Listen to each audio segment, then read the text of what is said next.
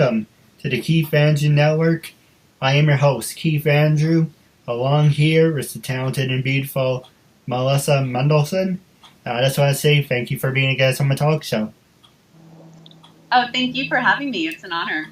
Yeah, the honor is all mine. Looking forward to the interview and having you as a friend. And for people who want to know what my talk show is about, the whole point of my talk show is to show people that even with having a learning disability, I can still overcome controversy and reach my goals in life. At the same time, I'm able to turn myself into a perfect example for people out there dealing with any types of learning disabilities but you should never give up. You should prove people wrong. And it's about labels do not dictate who you are and who you're going to be. And you should prove to them you can break the labels. So never give up and prove people wrong and break their labels. So that being said, that's a half hour, 45 minutes of your time. Say anything you want to talk about, anything you want to curse if you want to. And it's whatever you want to feel comfortable doing. And so starting off, what can you tell us about yourself? Well, first of all, I just want to say that you have an absolutely beautiful message, and I'm glad that you're sharing your message with people, and I hope that more people hear it. And it's just again an honor to be a part of your show. So thank you, and I'm glad you're doing this. No, absolutely. Now I'm going to ask you some easy questions, then we're going to ask you some hard-hitting ones, then we can take a commercial break, and then if that would be a perfect time to just do like a Periscope thing. But, Periscope, for me, I feel like I talk to myself, and I try to avoid that. And occasionally I get like maybe 3 or 4 people, but it's, I don't know, I think my talk show, doing the episodes, should get more people hooked than just sitting there and just rambling on. That's just me. But, me and Periscope don't always get along. I'm more of a Twitter person. But I'm going to ask you the easy questions, hard-hitting ones, and we're just basically having a normal conversation. But one thing I do want to point out is I do like the idea have the couches in the background outside. That's really nice. Yeah, that's a couch that used to be inside. So this is now my outdoor couch. Why not? Right? Yeah, absolutely. Well, how do you keep the bugs off it? I don't. It's not the most sanitary couch, but luckily it can be wiped down and Swiffered and whatnot. So, it's not a cloth couch, so I can Windex it. So it's very durable. Yes. But speaking of Periscope, for people who do want to live stream, there are little steps you can take to, I think, help get more viewers. The title of your broadcast, for example, is really important. You want to make sure you have a very catchy title, and also, share that broadcast to Twitter as well. And it's important to use hashtags in your title, and use hashtags that are searchable, because SEO, search engine optimization, is very important. So you want to use, words in your title that people are likely to search for on the internet. And when you're live streaming, the difference between live streaming and a regular YouTube video, for example, is that people want to interact with the broadcaster. So you want to actually speak to people and address their comments, and address the comments by username. People love that. So interactivity really is key to things like Periscope and other live streaming sites. So I think that broadcasters who are good at interacting with the people who are commenting are really the ones who tend to do best. No, that's I'd never realized that. And, it's basically I don't want to hog up the Wi-Fi because I do live at home. And so it's basically as long as I'm able to do the talk show, that's pretty much easy said and done. And I can always do all the video stuff on the side. Yeah. But with that being said, so the first question I was going to ask you is who influenced you to start your career, and how many years have you been doing your career? Well, I recently left my career as a TV news reporter, but I was a TV news reporter for over 10 years, and I pretty much grew up in the TV news business. My father was a reporter as well, and so I grew up in newsrooms. My dad, for about 20 years, was a consumer reporter out here in Los Angeles. And before that, he was a reporter in Miami, which is where I was born. Did he influence me to get into the business? No, but I think I just naturally had that bug in me, that desire to learn more about people, to tell stories. I've always just been a curious person. As soon as my family got a camcorder, I went around and, got video and documented things. When Hurricane Andrew hit Miami, I documented that. Before we got our camcorder, I used to distribute a house newspaper every week. I just kind of naturally had that little journalistic bug. And before I got into journalism, I studied musical theater, and that's always something that I've continued to be passionate about. Passionate about acting and film and doing voiceovers and accents and characters. And so when I left the news business, I decided to pursue acting, or at least attempt to. And so that's why I'm out here in LA now.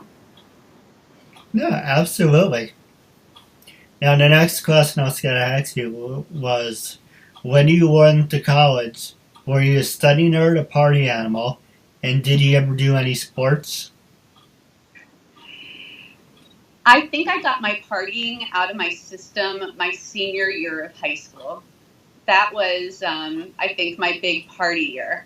So I had a little bit of partying my freshman year of college, but for the most part, I was very focused because I studied broadcast journalism the entire time that I was in college, and I never switched majors, and I was really passionate about it. And, I was always a pretty good student. I was a gifted student, an honor student, that sort of thing, and had a scholarship, etc. And what was the rest of the question? I do have a little ADD. Don't worry about it. Do I know? No, a couple of minutes ago it did walk up, but I don't know if it froze on your side. But yeah, nothing you didn't notice. I know you asked about the partying and about being a good student. What else did you ask about? Oh, yeah, I was gonna say, were you a party animal, study nerd, and did you ever do any sports? Oh, sports. So in elementary school, I was actually incredibly athletic. I was the fastest runner. I was the only girl on a basketball team. I played tennis. I did all that stuff. I was really tan. I didn't look like a vampire like I do now. But then when I went to high school, I went to a performing arts high school, which you had to audition to get into. And there were literally only 100 people per graduating class. And it was strictly performing arts. And our gym class, we were in the middle of downtown Miami. So our gym class was indoors and consisted of step aerobics. We did not have any athletics, no sports teams, no football teams. So as a joke, since we were in downtown Miami, we had a lot of pigeons. Our mascot was the fighting pigeon.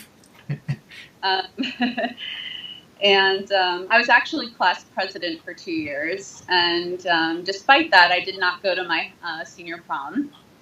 I went to Taco Bell instead. And but yeah, so in high school, definitely no sports. Yeah. And I didn't even go to any football games or anything, or when I was in college, didn't do the sorority thing, nothing like that.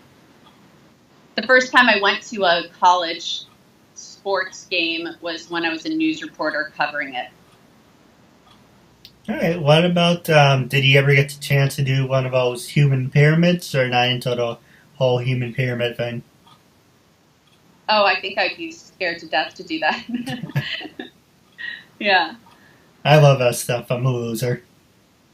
Would you, do you go on the bottom, or where on the pyramid do you go? Well, I never done one. I always wanted to. That's a strange thing to want to do, but that's interesting. I admire that. Hey, don't knock it till you try it. Make that happen, We should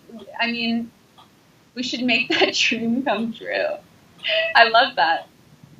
Well, my idea is I want to do a couple of different records. I'm trying to get as many people together, or many girls together. And there's different types of pyramids. And then we can do, how to do the ice bucket challenge. And Yes. then they do there's other different challenges. So I want to do one with different pyramids and say, hey, look at what we did. Now we challenge you to try to beat it. That could be so dangerous. Wow. Well, count me out of that one, but I'll definitely help spread the word. Hey, don't knock it till you try it. That's hilarious. I mean, it's a brilliant idea. Why not? And you could spread your message, No, absolutely. message that you share with this broadcast. Now, the next question I was going to ask you is, who you mentioned your father was an interviewer, and did he influence you to get into the career? And when did you officially, start and retire?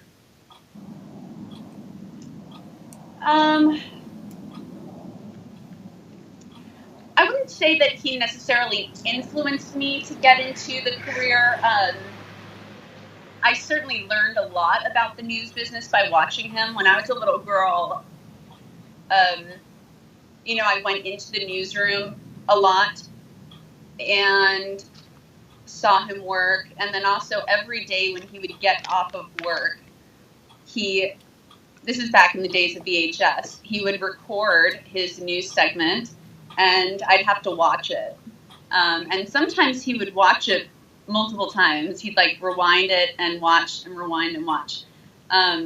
That's something I personally never did as a reporter. It's hard to watch yourself on TV. I think a lot of actors and broadcasters can say that. I don't know how you feel about that. Right.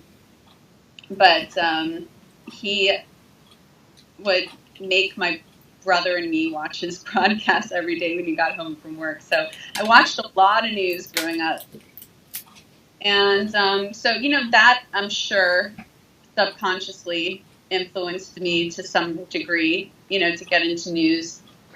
And he, went to school for journalism, and he left the business. I'm not sure. Several years ago, he left KCAL, KCBS in Los Angeles, but he still has a show out here in Los Angeles that he does. It airs every weekend, and it's his show, and he features local businesses out here in LA, and I sometimes work on the show with him, and it's so he's still doing his thing. No, absolutely. Now we're going to take a quick commercial break. And then when we come back, I'm going to definitely pass the show over to you, and you can ask me anything you like. Cool. A message for yourself or as a gift for someone else. For personal connections, shoutouts, birthdays, proposals, weddings, and much more. Enter your details about yourself so the celebrity can record a personal video message especially for you, including details such as your name, age, birthday, hobbies, or whatever else you include. As soon as the video has been recorded, you'll get an email with your link so you can share it on social media or download and keep it. Celebrities record videos as and when they can, usually within 2 weeks. But if you want a video for a specific date and it does not look like it will arrive in time, you can cancel it and get an instant refund at the click of a button. There are hundreds of celebrities to choose from and many more joining every day. Search by category or genre, buy a gift voucher, get updates and offers, and encourage your favorite celebrities to join so they can connect with fans in a fun and unique way. Raise money for their charities and much more. So order your video now for yourself or for someone else. I'm so bored.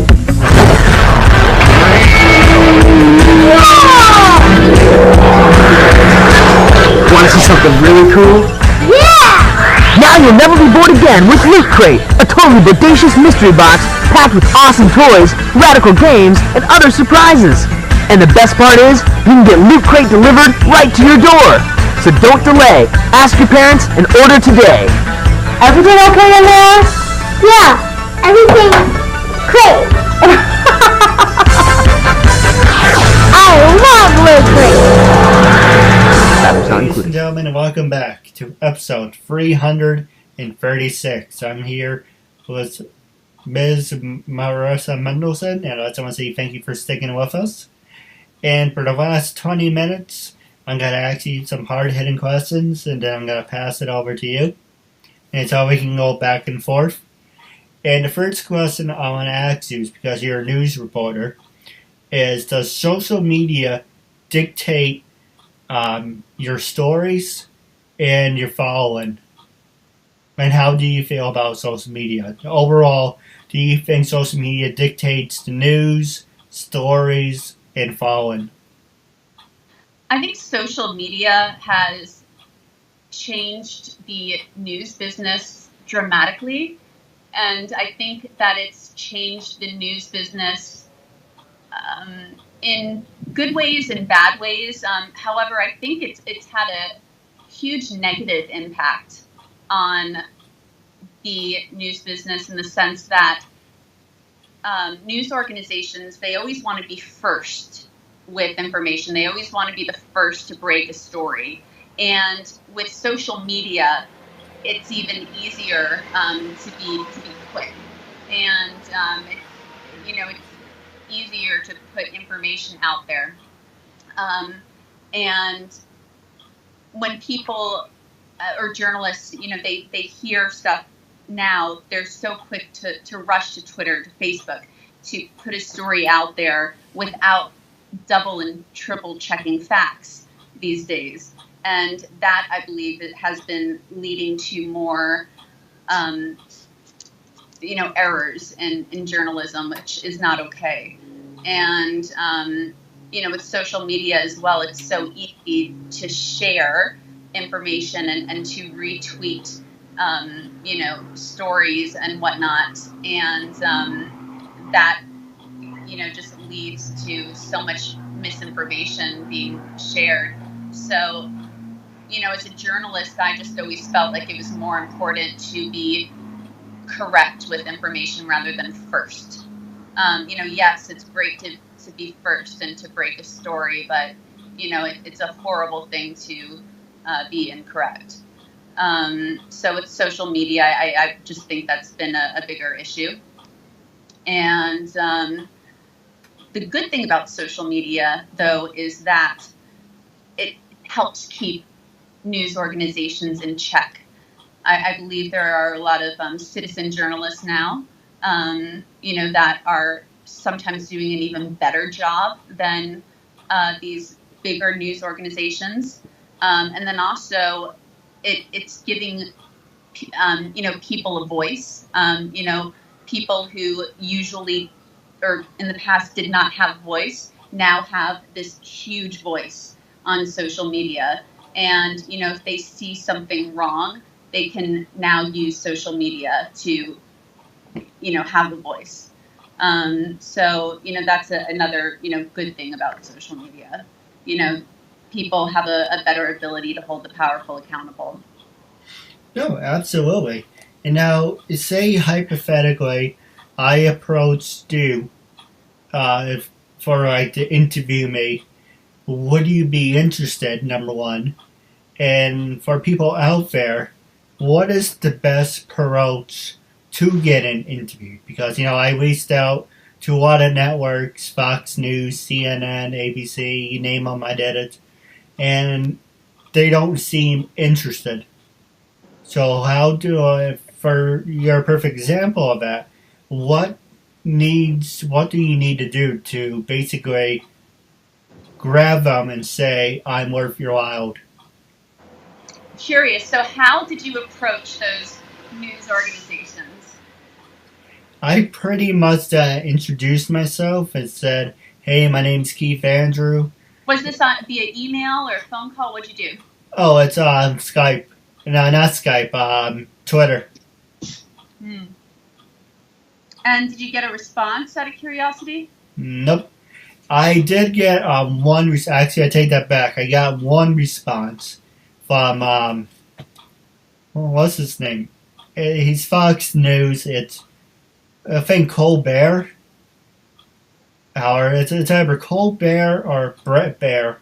Well, it's one of them. And he said, I find your story very interesting. I will look into it. And he followed me, and that was pretty much it. I never heard back from him. Good for him for even doing that. Okay, so I'm going to give you a little bit of insider information. Now, people actually will hire publicists or PR experts to help them with this. So this is like great insider info. First of all, Twitter is not the way to contact a news organization. Next time, just for research purposes, do a search and, enter in one of the news organizations that you contacted. So let's say, CNN. In the Twitter search bar, put in @CNN and just do a search and see how many people are tweeting CNN. And you'll just see thousands of people tweeting to CNN. So obviously they're not going to respond to all of those tweets. And that's just Twitter. Now imagine emails, right? Yeah. So when I worked in news, obviously the reporters, the anchors, we all receive emails, but then the main hub of a newsroom, the main place where, information is passed to is called the assignment desk. And so the assignment desk is really the person who gets the stories and then distributes them to the rest of the people in the newsroom. So even that person just physically cannot read all the emails that are sent to a newsroom. And newsrooms still have fax machines, but I guarantee you they don't read those faxes. It's just a strange thing. But I've seen it happen. Basically, there's so many emails that they just go through and like click, delete. Oh, this one looks interesting. Read that one. Click. So it has to have a catchy title, right? Same thing like with a live broadcast, right? Those emails have to have a catchy title. And then also you want to make sure that you're sending your story pitch to the correct person in the newsroom, and also to a news organization that would typically air a story like yours. So, your story is something, it's not a hard news story, right? It's not breaking news. It's not an investigative story. It's more of a feature, feel-good story, right? So every station does have, some sort of reporter. Not every station, but a lot of stations have reporters who do those, kind of more happy, feel-good stories. And, or sometimes it would be the morning show. That would be, the best bet. And the morning shows are always looking for people. So you would look on the station's website and find out, who is the morning show producer, the morning show reporter. Contact all those people, find out their emails. And then also give the station a call and specifically ask for those people. But you can't be annoying. Like, you don't want to call them multiple times, but just call and say, hey, sent you an email. Here's my story. And you want to be brief. You want to be able to sum up your story in one sentence. Because if you can't sum up your story in one sentence, they won't be able to, and then it won't be a, news story.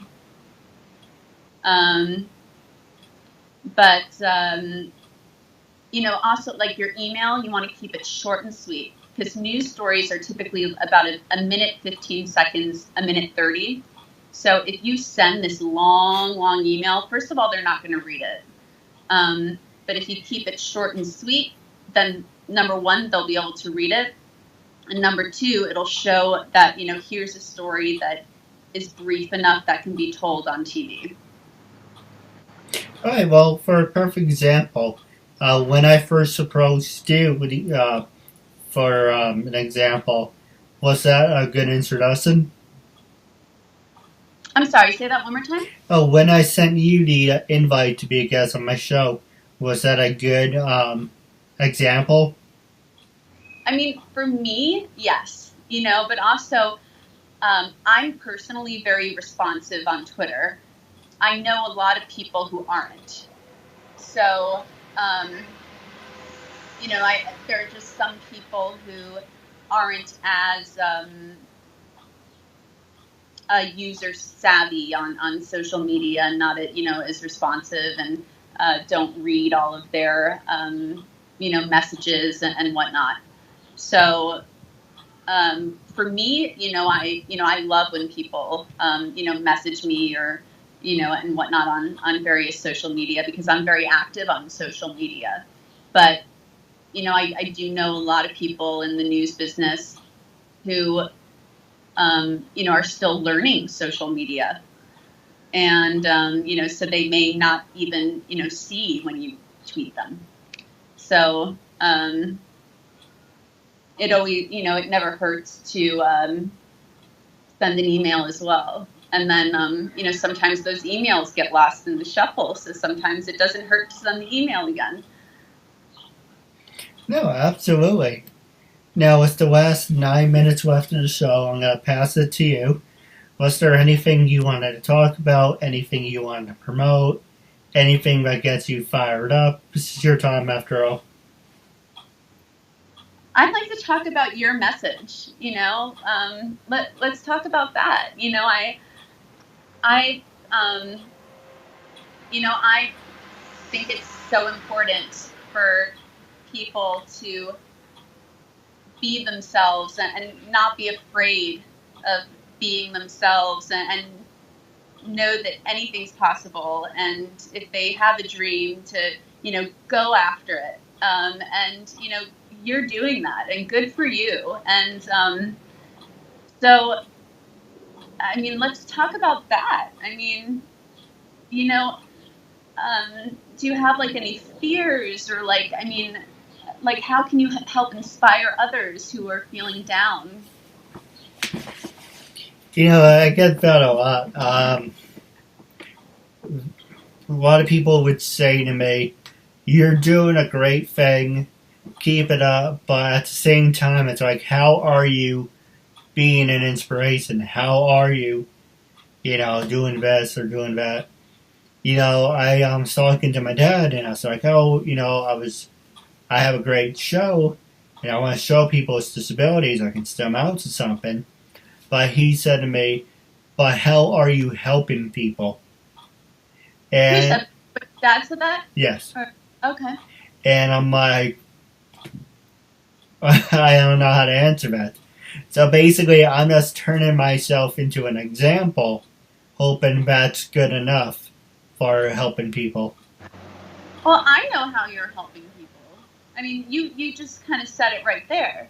I mean, you're sending a message that, you know, if you have a dream, go after it. Nothing can hold you back.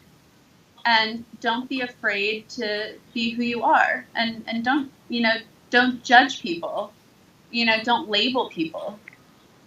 You know, I personally, I don't believe in labels. You know, you said that you have, you know, a disability. I'm not going to, you know, I don't look at you as someone with a disability. You know, I look at you as, you know, a person, a kind person with great questions. And, you know, and, you know, I don't judge people by what they wear. I mean, it's just, you have to look at the heart. No, absolutely. It's all about giving people the benefit of the doubt. Yeah. Now, the next question I was going to ask you, while wrapping up now, are you on social media? Are you on Facebook, LinkedIn, Twitter? And do you think these websites help, or do you think these websites hurt someone's career? Well, I'm on Facebook as Marisa Mendelson fan page, and then I'm on Twitter and Instagram and LinkedIn and Periscope as Marisa Mendelson. And I'd love for everyone to follow me, obviously.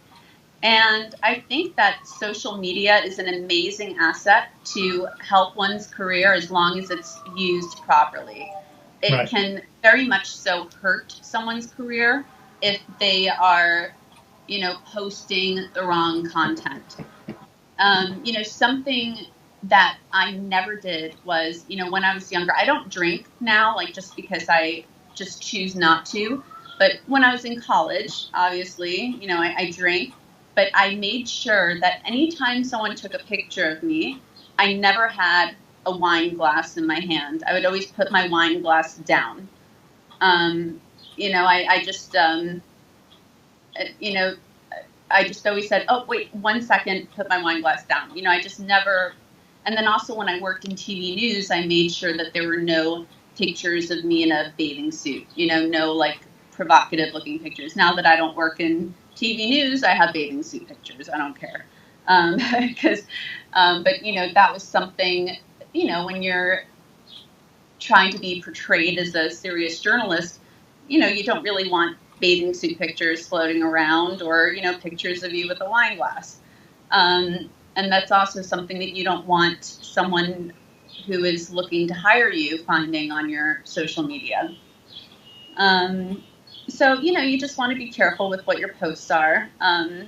You know, I personally am also very conscious about, you know, libel and slander. Also, you know, now that we have video, you know, I'm very careful, you know, not to say anything that could be, you know, legally incorrect.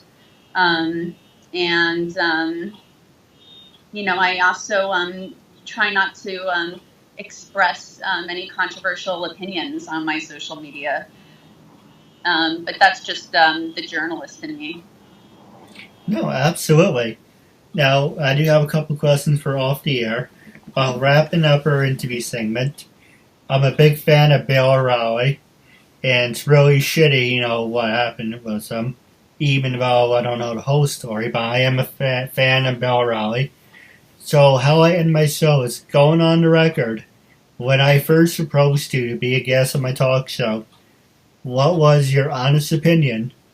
And after being a guest, how do you feel now? What was my opinion of you? Yes. When I first got the message, you know, I looked up your show and I was like, wow, you know, this is a very cool show, and I am truly honored, you know, that he asked me to be on it. And I wasn't really sure how you found me. I'm still curious about that. And now that I've done the show, I At first, when you said the length, I'm like, oh, that's, kind of long. But it went by really quick. Your questions were fun. It was interesting being on, the other side of the table. And, also as a former interviewer, I know that, questions are hard to come up with, and you definitely asked great questions. So you're very good at this. No, I appreciate it. And to answer your question, how I find my guests, I pretty much interview actors, actresses, models, CEOs, professional wrestlers, anyone who catches my interest or anyone who I like. I just basically offer my hand and say, I'd like to give you a try. I would like to give you an opportunity. You give me respect, I give you respect. So that's pretty much how I work. I think that's great. Now, wrapping up the talk show, I do have a couple questions for you off the air. But wrapping up, it was a real honor and privilege having you as a guest, and I'm looking forward to part 2. Absolutely, and I'm looking forward to staying in touch. No, absolutely. All right, thanks for having me on.